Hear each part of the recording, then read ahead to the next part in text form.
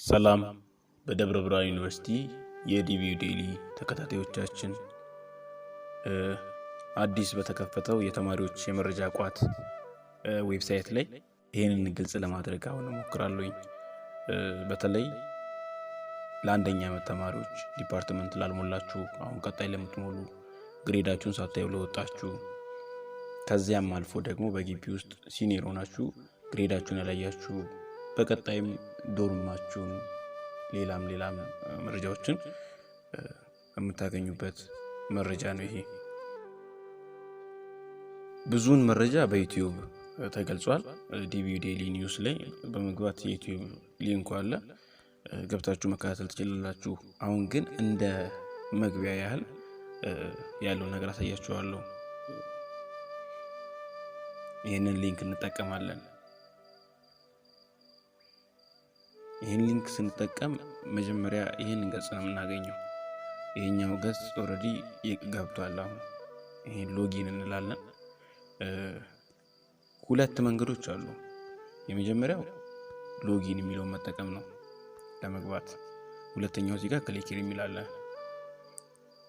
በሁለቱም መግባት እንችላለን። ሎጊን ብለን እንግባ። ዩዘር ኔም ላይ ምን ጊዜም ለመጀመሪያ ጊዜ ስንገባ አይዲያችንን እንጠቀመው። አይዲው ላይ ያለውን መለያ ቁጥር ለምሳሌ እዚህ ጋር ዲቪው አር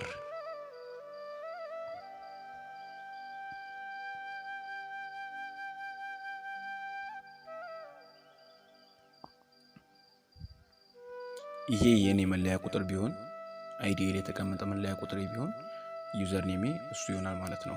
ፓስዋርዱ ምን ጊዜም ለመጀመሪያ ጊዜ ስንገባ ያለው የአያታችን ስም ነው። ለምሳሌ የአያቴ ስም እንደምሳሌ ከበደ ቢሆን ከበደ 1 2 3 4 ABCD ሃሽታግ። ይሄ ለመጀመሪያ ጊዜ እንደ ቴምፖራሪ ፓስዋርድ ነው የተቀመጠው። ስንገባ አዲስ አማራጭ ፓስዋርድ ማስገቢያ አማራጭ እናገኛለን። በዛ ፓስዋርድ ማስገቢያ አማራጭ ባር ላይ የራሳችንን ሚስጥራዊ ኮድ እናስቀምጣለን ማለት ነው። ይሄንን መለያ ለሌላ ሰው አሳልፈን የማንሰጠው መለያ ነው። ስለዚህ አሁን ወደ ራሴ ፕሮፋይል ገባለሁኝ።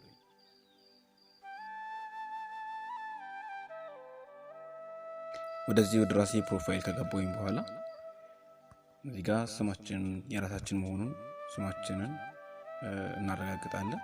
የኛ መሆኑን ካረጋገጥን በኋላ የምንፈልገው ምንድነው የሚለውን እናያለን።